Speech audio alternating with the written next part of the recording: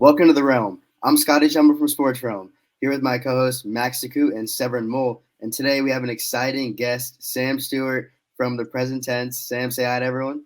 Hey, thanks for having me on today, Scott. Always a pleasure to be back with the guys I started with my sports journalism career, the Sports Realm guys. So it's a pleasure to be back. Thank you, Scott. Yeah, of course. We love having you on. So today we're going to just talk about various NBA news topics and then get into some power rankings at the end. But we'll go ahead and go into our first topic, and it's going to be talking about Gregg Popovich. So Severin, take us into that. Yeah, so we're going to go with Gregg Popovich. That's what we're starting with, someone who passed Don Nelson recently for the most wins in NBA history, and that's a big accomplishment. It shows what kind of sustained success he's had. But do y'all think that puts him in the conversation for greatest coach of all time, or where do y'all think he lives? I feel like naturally anyone in the the top 5, top 3 are in the conversation, but there's obviously some great coaches, like some you were talking earlier, and I don't know, he's up there. I wouldn't say he's the greatest coach of all time, but he's definitely in the conversation. Well, who would you have as the greatest then? I'm definitely gonna go with Phil Jackson. He's was so successful, with Jordan and everyone. So he did have Jordan. He did. So I mean, I'm gonna go ahead and go with him. I mean, you can make a case for a red, but I'm gonna go with Phil Jackson. I'm gonna go out and say that I'm gonna give Gregg the title of greatest coach of all time. And why is that? Why is he the Sam's laughing immediately. Why? What is Gregg Popovich's case? Dude, the championships compared to for one he has. See, but if you want to compare championships, you also need to compare the caliber of player. Like, yes, Tim Duncan is an all-time great player, a top 10 player of all time. Mm-hmm. But when you compare him to Tony Parker, Manu, that team was great. But when you compare him to a Michael Jordan, which Phil Jackson had, Shaq, Kobe, Shaq and Kobe, yeah, and then just the all-time great Celtics team that I had. But I feel like Gregg Popovich could have achieved the same level of success given that same level of extreme talent. Pop never repeated though. Like he's had like a case like he has the best team in the league, but he never had any dominant stretch. Yes, he was consistently great, but he never dominated the league. And I think as a coach, being able to get your team and to win every single year that takes talent. I think that's something that Phil Jackson, Red Auerbach did. Red Auerbach obviously winning 8 straight titles is crazy. I'm gonna have to give it to him as a Celtics fan, being able to just absolutely run the league goes through you. I think he deserves his credit for that. Well, I think you guys both make interesting points. I mean, I think Max, that's interesting point you bring up about Jordan, and obviously Jordan is probably more talented than any player that Popovich has had, and obviously Phil Jackson got to coach the legendary Kobe Bean Bryant as well. But and Shaq. Shaq, exactly. Yeah, let's not forget Shaq in there. Yeah, there you go. So you also have to remember that I think also the composition of personalities on the Spurs was a little bit more mellow than, say, the 1995 Bulls, because you had guys, and they showed this in The Last Dance, you had guys like Dennis Rodman, guys like Kukoc, some of which didn't get along with everyone on the team. They might have been a little bit more out there in terms of personality, but Phil Jackson was able to make all this work, and that's the components of a good coach, being able to make your team play good together, get all the personalities clicking, turning on one page. So it's true. I mean, if you look at the percentages, Phil Jackson had 70% win percentage, and let's see, I think, Gregg Popovich has 65%. So I mean, both incredible, over their careers. But Pop is that low? Dang. I think it's been brought down by these last. Probably, that's what I'm thinking. Yeah. But yeah, that what was it something like 20 straight 50-win seasons?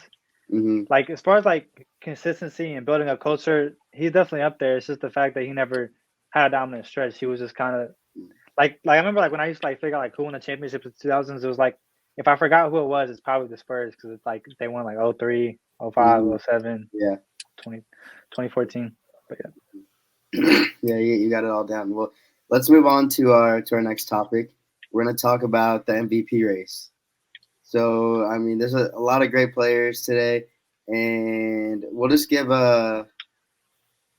we'll just start with our top for everyone. So who's your MVP pick? So let's start with Sam. Well, it's been kind of interesting this year. At one point, I thought Curry. Obviously LeBron. I'm not a huge LeBron fan, but he's obviously probably making a really strong case right now. He is making a strong case right now, but I'm actually gonna go with Joel Embiid. He's not making that strong of a case. His team sucks. His team sucks. Yeah. His team is not good, but I mean, if you think about, it's always that debate. Definition of most valuable. If they didn't have him, then they'd be a lot worse Your off. team is the 9 seed.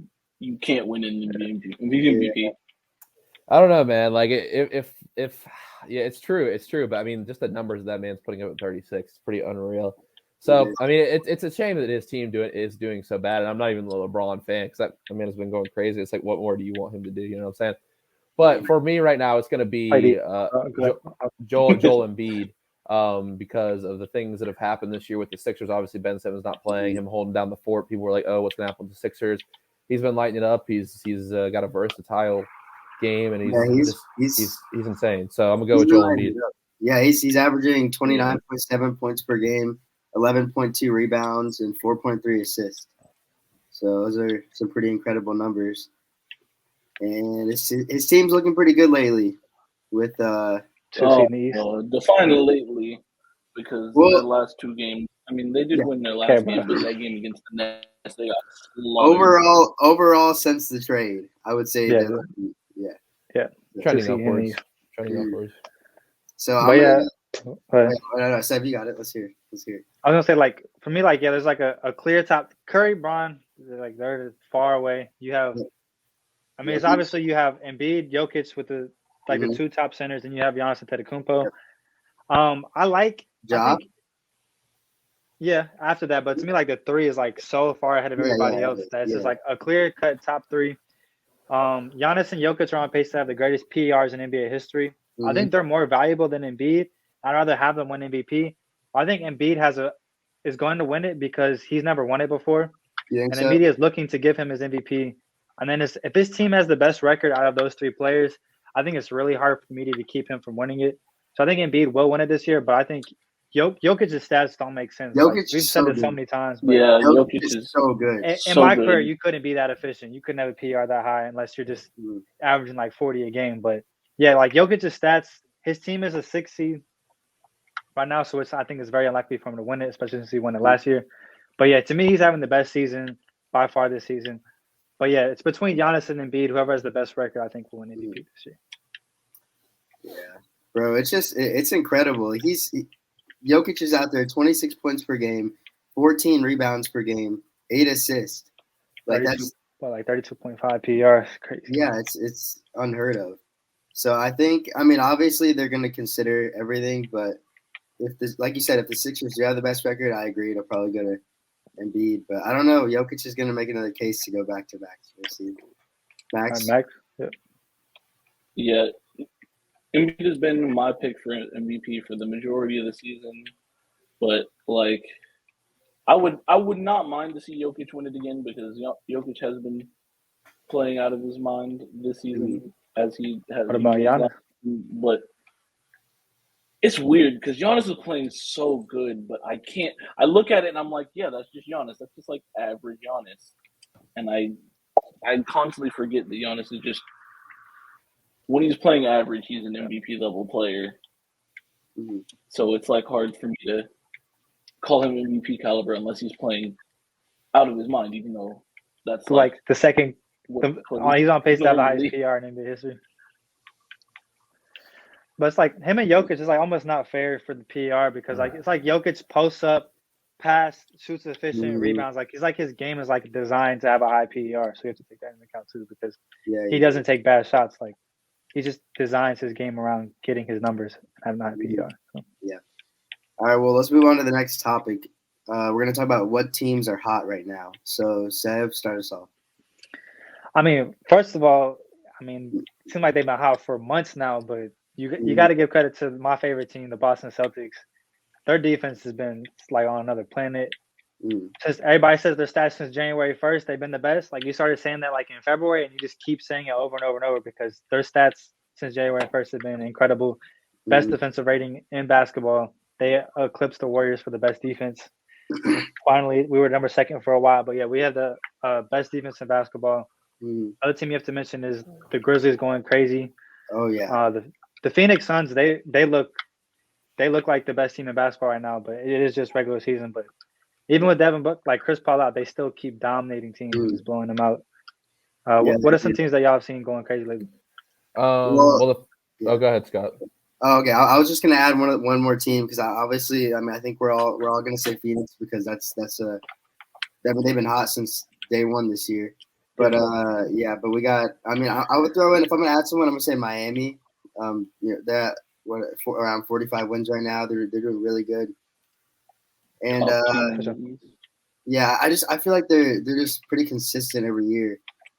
And Spoelstra just always makes sure that they're gonna be up there somehow. So I would add them, and then like you said, Memphis and Golden State. But yeah, Sam. Well, the first team I must say that's really hot has been the Mavericks. They've won 13 out of their last 16. They're 9-2 since the Dinwiddie trade. Good one. Luka Doncic beat Boston. He recently against that game. In that game, he had his 39th game with 20 points, 5 rebounds, 5 assists, second most in the NBA this season. Doncic has reached double figures in all 52 games he's played this year, so trending in the right direction for them. And also give a shout out to my team, the Golden State Warriors. They won 4 in a row after Will Ferrell accompanied them out of the tunnel, giving the homage to semi-pro. So Warriors and Mavericks are my 2 hot teams for this week. Yeah. What do you guys think about Clay's 38 points in the win on Saturday? What do you guys think about that? He's going crazy, man. I think he's starting to get, it's insane. And, he talked about how big that moment was when Will fell right on the tunnel, and it certainly seems like a turning point. So, all right, Max, what do you think? Do you want to add any teams? Any Kurt Goldsberry dark horses we left out? Mm-hmm. No, I think if you want a Kurt Goldsberry dark horse, you got the Minnesota Timberwolves. They've had a surprisingly top elite level defense in the league this season, and recently they've been pairing it with a really great offense, and they're 8-2 in their last 10, actually tied for the best in the league with Dallas. But I don't know if they're really a threat come playoff. Yeah, they're a dangerous regular season team right now. Yeah. Mm-hmm. Yeah. Okay. So I think that's it for the teams that are out, but this is going to relate in some ways. But we're going to move on to the power rankings. So we'll just go ahead and give 1 through 5 for each of us, but we're going to start with everyone's number 1. And I think a lot of us are going to have the same or similar teams, but I'm going to go ahead and jump to Phoenix Suns. We all got the same one, bro. Yeah. Just to preface it, we're like it's the best team right now, not the best team in the league, but like who in the regular season you don't want to play right now, and obviously the answer right now is the Phoenix Suns. Even with Chris Paul hurt, they're still that team to beat. Yeah. Sun shining in Phoenix. They are 54 wins. It's just they look really good right now. So we'll see how that momentum leads into the playoffs. But so Max, you got Phoenix too, right? Yep. Okay, number 2. Let's start with Sev. Who do you have? The Boston Celtics. Stop playing with. Boston Celtics number 2. No bias or anything. No bias. I mean, I love the Boston Celtics, but like, there's no team in the regular season I'm more scared of than Phoenix and Boston. I don't want to play Boston right now. I guess you could say that. My number 2, I'm gonna go with the Memphis Grizzlies. We go with the Grizzlies. Yeah, but I mean they have better record. They have a better record. So if you look at it on paper, if you look at it on paper, you'd rather not play them. But it depends. I mean, we're talking about right, like who's hotter right now, not for the whole season. The Memphis Grizzlies have had a better season. Like. Yeah, but I mean, I feel like John Morant's never not hot. So best net rating. We don't. I'm saying our defense is okay. All right, Sam. What do you have number 2? We'll go with the number 1 team in the Eastern Conference right now, the Miami Heat. Miami Heat number 2. Solid. Been playing really well. Max, what do you have? I'm gonna put Boston at my 2 team or my number. Yeah. Okay. Solid pick. They've been all right. Scary as of late. If you want to look at net ratings, that's scary. Okay, number 3, Sev. At my number 3 spot, I'm gonna have to go with the Memphis Grizzlies. Number, as you said, number 2 team, and the whole NBA right now. And John Morant's a scary player in that offense. He is so good this year. Like I was about that. It's such a young team, and and like the way they're just bringing it in lately, like it's John Morant's incredible. Most improved player for sure. Yeah, they're exciting to watch too. So, my number 3, I'm gonna go ahead and I'm gonna go with the Heat, like Sam said. They're looking really good lately. Sam, what do you have number 3? Yeah, I had trouble between those two. I'm gonna go. You guys were talking about Ja Morant, and I'm gonna quote Jermaine Cole and say, "Ja Morant, I'm on my Grizzly." But Man, y'all just moving Boston now. Okay. I'm gonna go with number 3, the Memphis Grizzlies. All right. Max, who do you have? Well, if it looks like it's going to be a blast for me to not put the Memphis Grizzlies in your top 3, so I'm going to do that as well and put Memphis in there. Always, every team's got to be afraid of Ja popping off, going for 40 any given night. And then even without Ja going crazy, the rest of his team has the capability to just end you. They've been really great this entire season, especially when Ja's not playing. Everybody can show out on that team. So if I was a team, I would not want to see them in regular season. Yep, I agree with that. All right, well, let's move to number 4. Seth, who you got? At my number 4, I'm gonna go with Miami Heat, top 4. Like you already mentioned, they're playing really well. Number 1 in the Eastern Conference. Jimmy Butler is someone like they're just so versatile defensively, and they have a lot of pieces. Tyler Herro balling out of his mind. He might get a max contract this year, which you never would have thought would have happened. Right. Yeah, Miami looking dangerous, but I'm just saying, top 4. That's like, come on, let's see Boston, bro. Come on. Yeah, I know. Yeah. Okay. Well, yeah. My for the reason Max was saying earlier with Ja Morant, I'm gonna say the same thing about Jason Tatum. He can go out there and score 50 on you. So you never know when he's gonna do it either. So I'm gonna say for number 4, the Boston Celtics playing great lately. Okay. Yeah. Sam. For number 4, I'm gonna go with the team on my hat, the Golden State Warriors. They've won 4 in a row. And Severin's gonna be mad to say the Celtics, but I like the way the Warriors had a little rough stretch there, but they're back on the upswing. Klay Thompson's looking good. I'm just saying, you put the math over this. Go ahead. So number 4, I'll go with Golden State. Okay. Max, who you got? For my number 4 team, I'm gonna go with the Dallas Mavericks. They're 8-2 in their last 10. Same thing with the Grizzlies. Always got to be afraid of Luka just deciding one night, hey, I'm going to just go at it on your team and give you 50, 10 and 10, or some ridiculous numbers like that. And then the rest of his team has been doing their thing, especially on the defensive side of the ball. They have. And they're 8-2 in their last 10. They're on it right now. They just beat the Celtics. Mm-hmm. So, yeah, that's going to be my number 4. It's a solid pick. All right, let's move to number 5. Severin, last one. Yeah, so I struggle with the Warriors versus the Mavericks. I am going to go with the Golden State. I made my choice. Yep.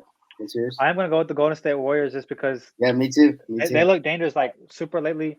The Mavericks, I do want to shout out them. And like after the trade with the Porzingis, a lot of people questioned it. Might not be the best long-term move, but their depth and Dinwiddie manning that second unit has really helped them stay consistently like good on the defensive end and offensively throughout like the entire game. So yeah, I'm gonna. Yeah, my number 5, I'm gonna go with Golden State, and like Sam said, Klay got 38 in that game, and he's not really like hot as of late, but I mean I feel like that's just gonna open a lot of things up for him. So yeah, that's just a scary Warriors team in general. So I'm gonna go with them at the number 5. So Sam, who do you have? So I'm still thinking about it. So it's between the 3 teams or a few teams that we've brought up, and at 5, I'll go ahead and put the. I'm gonna go with the Boston Celtics. Put them on top. Okay. Thank you. Yeah. So Severin was gonna be a little upset if he didn't get it. I know. Influenced my decision a little bit. Bro, it should. Bro, why is Boston 5 even a question? All right. Max, who do you have 5? The team that you guys have all already mentioned, I'm going to put the Miami Heat. I only dropped them a little because Jimmy Butler's been missing a little bit of time here and there. Mm-hmm. But other than that, they are a solid team. They're really good all-around team, especially with the bench scoring that you can get out of Tyler Hero, who, as we've said, is having a great season. Mm-hmm. That's true. All right, well, let's move into our final topic of the day. We're going to talk about some real title threats. So, I mean, obviously, there's a few teams who we think will be there in the end, but I want to talk about some threats. So, who would you guys bring up as a title threat right now? I think the clear answer is Milwaukee for like Mhm. someone that you don't want to play in the playoffs because we just saw it last year. Yeah, And then especially if New York can clear up their mandates and not fine the Nets $50,000 for letting Kyrie into the locker room. it is wild. yeah, bro, that's crazy. Yeah, that would be my title contender that wasn't the top five, like a real title contender is the Nets. If they can, it's obviously there's a lot of question marks there. That's exactly what I was thinking. Yeah, man. Like we know the potential, we know the ceiling, but is it actual? There's is it actual, basketball potential on that court? And can Ben Simmons play, bro? Yeah, exactly. No, I was very disappointed not to see him play. There's so many questions. There's so many questions, like we're saying, but I just feel like it's a back injury, right, for Ben Simmons? Yeah, bro. Sure. He didn't want to play. He didn't want to play. Bro, it's confusing. Do we know? He's not healthy enough to dunk right now. Is that what it is? Yeah. Look, I'm just saying that Nets team, like Sam said, the ceiling is insane. Like the ceiling is a championship. Like they can win it this year, and I think they're a real title threat if New York like figures out whatever. I do think their ceiling dropped though with that trade. I didn't agree with trading Harden, but I guess Harden had their hands tied, so they had to. But I didn't on paper, it's a bad trade. Mm-hmm. But I guess if you know that Harden is gone, then you just had to mortgage this year's. Yeah, for sure. Yeah, it was. I agree. I wouldn't have made the trade either. But I mean, if you look at it, I think Ben Simmons will come back. I think if they have Ben Simmons and Kyrie come playoff time, and they have them both, like, which is a major question. If they have them both the entire playoffs, they're going to be competing. I still like Philly over them because Ben Simmons does not scare me. I don't know what Ben Simmons we're going to get. Exactly. And Kyrie and KD is great, but like Ben Simmons is going to help a lot defensively, but he's going to hurt their offense. So I don't know. I don't know. We'll see. But then we always have to bring up Philly. That's the big three in the Eastern Conference with the Stars. I do think Celtics are the third best odds in the East, but I won't put them over someone that has a team like Giannis or Embiid and Harden. I don't think they're able to include that kind of firepower just yet. What do you think about? What do you guys think? What do you guys think about Chicago? No chance. No chance. They're not. DeMar DeRozan and Zach LaVine are not carrying any of those top teams in the Eastern Conference. No, and they're not defending people like that either. No, I don't see them scaring people. They have not won a game against the top 3 team in either conference. Yeah. They'll beat the bad teams. Changing in the playoffs. Yeah, they'll beat the bad teams, but they're not scary. No. Yeah. Max, you want to drop any teams in the Eastern Conference, or are we moving on to the West? Move on to the West. Yeah, I mean any team. Well, I mean, if we're going to start out West, it's the obvious number 1 seeded Phoenix Suns. They were in the finals last year. If they can stay healthy, there's a good chance that they'll be back. Oh yeah. I think Sam's trying to tell you something, bro. Oh. Yeah, Sam, what are you thinking here? Oh no, I'm just thinking. I mean, I think look at the hat right here. I know. Obviously, got to shout out the Warriors. Like, I mean, we get Draymond Green back healthy, and it's been a little bit interesting. These new pieces that have added in, and obviously like Jordan Poole, he's cold. You know what I mean? Yeah. Like some of these new characters that we'll see in the playoffs. You know what I mean? It's such a scary thing. Like Golden State is gonna be there. I mean, Damian Lee, we know he has potential too. Like, so you have these guys when Curry and Clay were out for a long period of time who got a lot of experience. It's going to be interesting to see how we get this rotation in a playoff series. And obviously, we know what the ceiling is for Golden State. So, got to keep them in mind too. Yeah, I think their identity has been defense this year, and their identity is on the bench right now. If they get their identity back in full form with Draymond Green, they're scary. But they have to have him healthy, I think, to have any for sure. Shot. I agree. They have Wiseman back eventually. I mean, I don't see him making an impact this year. Yeah, maybe next year. I think definitely in the future, but he's there's a chance, There's a chance. I think there's a chance he'll be back, but he's still very young. He's a very raw player because he doesn't have much time to develop. Yeah, for sure. Yeah, a lot of undeveloped talent. Well, I mean, I think that's all we're going to talk about today in terms of just NBA news and just things going around the league right now. But I want to thanks Sam for coming on today. Thank you for having me, as always. It's always a pleasure. And obviously, thanks to Max and Sev. And I want to make sure you like, subscribe, check out Sportron, the website, Instagram, Twitter, everything is linked in the description. And Max? Sports Rum out.